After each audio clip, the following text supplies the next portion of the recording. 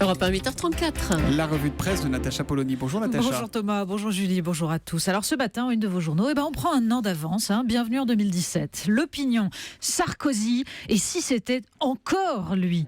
Les Échos, Brexit, impôts présidentiels, ce que veut Hollande. Et Le Figaro, déficit, dette, la Cour des comptes éreinte la politique de Hollande.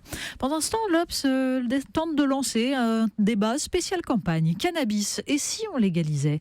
Et la Croix nous annonce la fin de ces ignobles sacs plastiques qui couvrent les bords des routes. L'adieu aux pochons. La presse revient largement sur l'attentat d'Istanbul, de l'aéroport. Oui, et Le Monde résume en une. L'attentat à l'aéroport d'Istanbul aggrave le climat de violence en Turquie. Bon, bien sûr, le mode opératoire rappelle de façon tragique Paris et Bruxelles. Alors Libération s'interroge. Aéroport, l'impossible sécurité. Et le journal de citer l'hypersécurisation de l'aéroport de Tel Aviv, où le voyageur passe par pas moins de 11 contrôles. Mais on s'intéresse plutôt ce matin aux conséquences géopolitiques. La première réaction du pouvoir consistant à interdire aux médias non officiels de rendre compte de l'attentat, remarque Laurent Baudin dans l'Alsace, prouve le décalage entre la problématique et la réponse apportée par le pouvoir turc. Longtemps, rappelle Pascal Coqui dans les dernières nouvelles d'Alsace, Erdogan n'a eu que deux obsessions, éliminer les Kurdes et faire tomber Bachar el-Assad, quitte à frayer avec les djihadistes. En se rapprochant des Russes, principaux soutiens de Bachar, il opère un changement de stratégie. Il n'a de toute façon plus le choix. Daesh ne lui laisse plus le choix.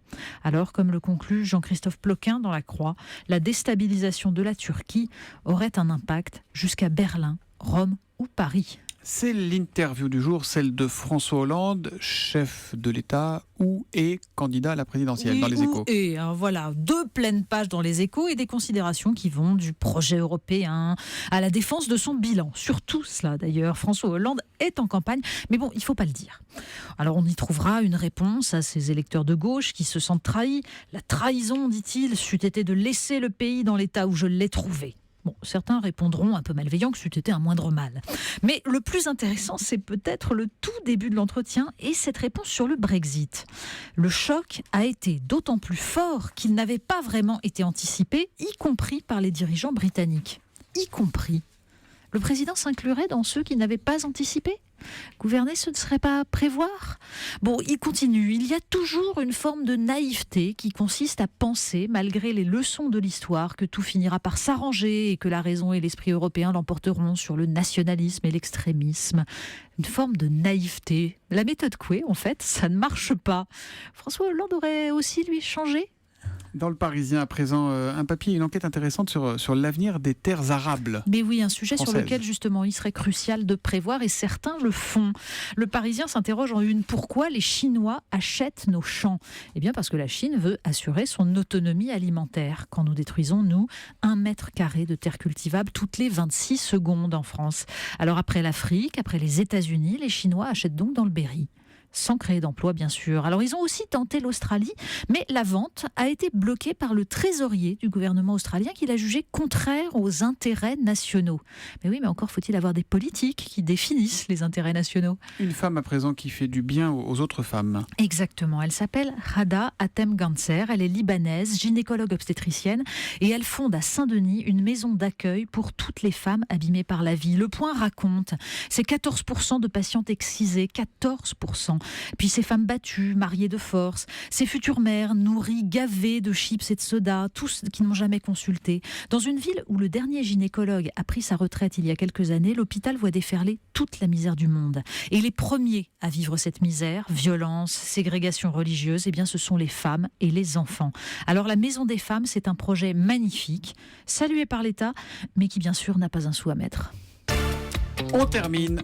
Tiens, revoilà les Islandais. Mais oui, ils sont formidables ces Islandais. Ils sont partout dans la presse. Et puis, ils nous en remontrent en matière d'amour du sport. 99,8% de part d'audience pour le match Islande-Angleterre. C'est énorme, Morandini. ça fait rêver. Ben oui. Sauf que justement, il faudrait que Jean-Marc Morandini se penche là-dessus. Parce que le site Slate nous raconte ce qu'il y avait en face sur les autres chaînes. Et du coup, évidemment, on comprend les 99,8%. Alors, un documentaire sur la communication des chiens. Oui, oui. Et puis, le film Entre chiens et chats, il y a une thématique animalière. Ils sont très tranquilles, voilà.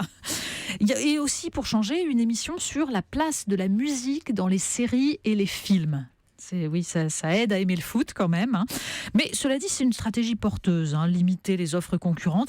Nous, c'est plutôt en politique que nous l'appliquons. Mais ça marche aussi pour 2017.